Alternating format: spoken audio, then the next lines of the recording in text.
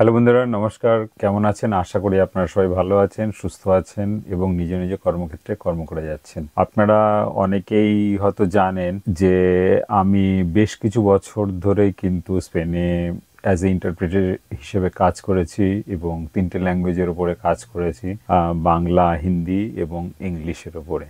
অবশ্যই আমার মাতৃভাষা নিয়েই বেশি কাজ করেছি, তার সাথে আরও দুটো যে ভাষা, যে হিন্দি আবার ইংলিশ, সেটা নিয়েও কাজ করেছি। তো এই ভাষার সূত্র ধরেই বেশ কিছু এক্সট্রাকারিয়ার যে ব্যাপারগুলো যেগুলো আছে সে সম্বন্ধে আমার কাছে এখনও প্রতিনিয়ত একটা খোঁজ খবর আসে এবং যে খবরগুলো আপনাদের কাছে নিয়ে এসছি আজকে, সেটা কিন্তু একটা সত্যি খুবই একটা মানে ভালো খবর। এবং অনেক অনেক অনেক লোকেরা যারা 20 তারিখে যে aprobación de extranjería nuevo reglamento যেটা পাস হয়েছে সেটার জন্য বাইরে পড়ে গেছেন, তাদের জন্য কিন্তু এটা কিন্তু সত্যি সত্যি একটা খুবই সুখবর। হ্যাঁ বন্ধুরা, ঠিকই শুনছেন। আর এই খবরটা যেটা দেব সেটা কিন্তু একটা তথ্যনিষ্ঠ এবং যে খবরগুলো পেপারে বেরিয়েছে এবং বেশ কিছু উকিল, আমি একটা উকিলকে খুবই ফলো করি, ভিসেন্তে মারিন, স্প্যানিশের বিখ্যাত একজন এক্সট্রাকারিয়ার উকিল, প্লাস টেলিভিশন RTV যে অফিসিয়াল যে ওয়েবসাইট আছে, সে ওয়েবসাইট এল পাই সব জায়গাতেই বেরিয়েছে। কাজেই সেটাকে কিন্তু মানে ফেলে দেওয়ার মতো কোনো কিছু বলা যায় না। এই nuevo reglamento যেটা বেরিয়েছে তাতে দেখা যাচ্ছে যে প্রচুর মানুষ সেটা কিন্তু মানে তারা কিন্তু কাগজ জমা দিতে পারবে না, এবং কাগজ যারা জমা দিতে পারবে না এবং তারা যারা বাইরে পড়ে থাকবে তাদের জন্য এই নতুন নিয়মটা আনা। এবং নিয়ম অবশ্যই একজন গভর্নমেন্ট আনতে পারে, কিন্তু সেটা কিন্তু পার্লামেন্টে পাশ করাতে হয়। আপনারা অনেকেই জানেন যে রেগুলারাইজেশন একটা দেওয়ার কথা ছিল গত বছর ডিসেম্বর মাসে, সেটা অ্যাপ্রুভার হওয়ার কথা ছিল, কিছুটা বেরিয়েছিল, কিন্তু পরে সেক্ষেত্রে অনেক ক্ষেত্রে পিছিয়ে আসে, সেটাকে আর ফাইনালাইজ করা যায়নি। তো সেটাকেই কিছু মডিফিকেশন করে এই nuevo reglamento যে এক্সট্রাকারিয়া সেটা করা হয়েছিল এবং সেটা চালু হয়েছিল 20শে মে থেকে। আপনারা অনেকেই জানেন সার্ভার হ্যাক হয়ে গেছিলো, কিন্তু তারপরে দেখা যাচ্ছে বেশ কিছু জিনিসপত্র যেটা আছে বা কিছু লোক তারা কিন্তু এইটার প্রসেসের তারা বাইরে কিন্তু রয়ে গেছে, এবং সেই বাইরের যারা লোকজন যারা আছে তাদেরকে ভেতরে ঢোকানোর জন্যই এই একটা নতুন একটা নিয়ম গভর্নমেন্ট কিন্তু নিয়ে আসার চেষ্টা করছে।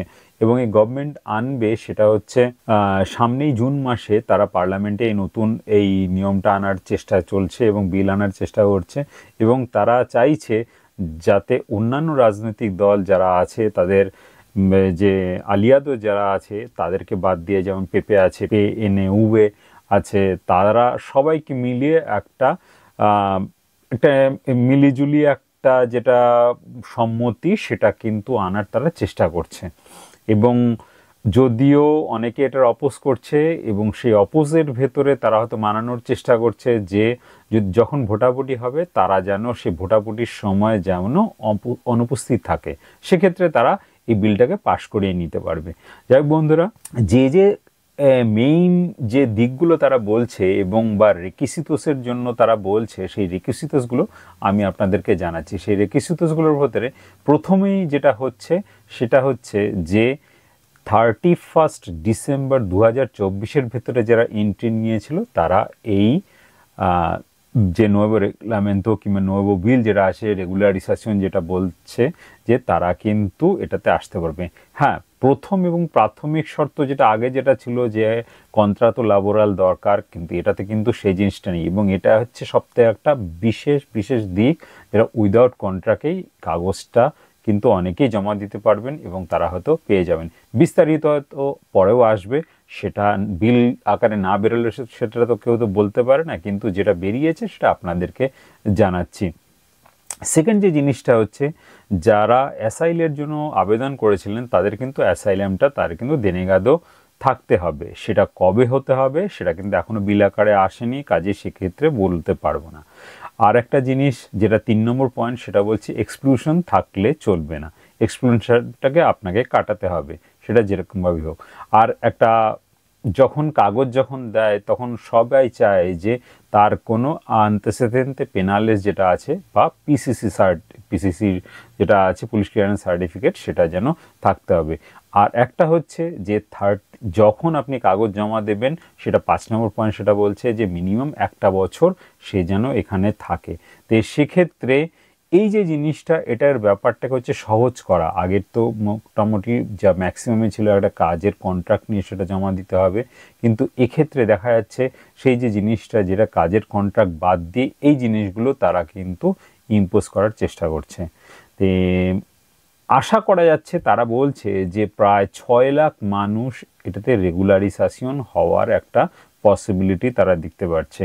সেটা কিন্তু আমার হিসাব না, অবশ্যই সেটা কিন্তু গভর্নমেন্টের কাছে যে হিসাবটা আছে সেই গভর্নমেন্টের হিসাবের ওপরেই কিন্তু নির্ভর করে আমি আপনাদেরকে এই কথাটা বলছি। আমি এর সাথে সাথে যে পেপার কাটিং যেটা এসছে এল পাইস কিংবা এর উবের যে তার যে খবরটা যেটা করেছিল তার লিঙ্ক আমি দিয়ে দেবো। সেই লিঙ্ক দেখলে আপনারা বুঝতে পারবেন যে আমি যে কথাগুলো যেগুলো বলছি সেগুলো হাওয়ায় কিন্তু ওড়াচ্ছি না। এই ভিডিও যদি আপনাদের ভালো লেগে থাকে তাহলে অবশ্যই শেয়ার করবেন সেই সমস্ত বিনা কাগজধারী যারা আছে, যারা কাগজের জন্য অপেক্ষা করছে অনেক দিন ধরে এবং অসহ্য যন্ত্রণার মাধ্যম দিয়ে তারা উইদাউট পেপারে তারা কাজ করছে এবং 12 থেকে 14 ঘন্টা কাজ করার পরেও তাদের হয়তো হাতের ভেতরে যে বেতনটা যেটা পাচ্ছে তা দিয়ে তাদের নিজস্ব গুজরানটা সেটাই হয়তো চলছে। যে বাড়িতে যারা অপেক্ষা করছে তারা হয়তো সেই ফ্যামিলিকে সাপোর্টটা সেটা দিতে পারছে না, কিংবা অন্যকে যেটা দেওয়া দরকার সেটাও কিন্তু করতে পারছে না।